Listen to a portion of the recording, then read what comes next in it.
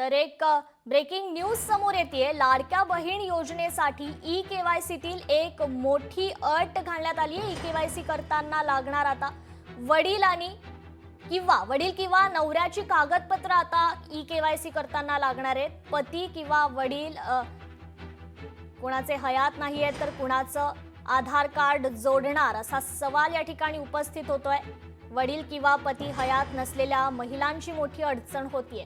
बहिणींवरील या संकटावर सरकार आता काय उपाय करणार हा सवाल या ठिकाणी उपस्थित केला जातोय। या योजनेत ई-केवायसी प्रक्रिया पूर्ण करण्यासाठी आधार कार्ड, पासपोर्ट साइज फोटो, रहिवासी दाखला, रेशन कार्ड, मतदान ओळखपत्र, उत्पन्नाचा दाखला, बँक खात्याची सविस्तर माहिती, पती अथवा वडिलांचे आधार कार्ड क्रमांक नोंदवावा लागणार आहे, तरच ई-केवायसी प्रक्रिया पूर्ण होईल।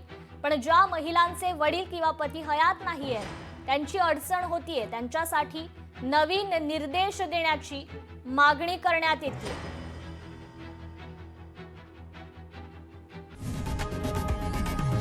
लोकशाही मराठी ऐका, पहा, जागरूक रहा।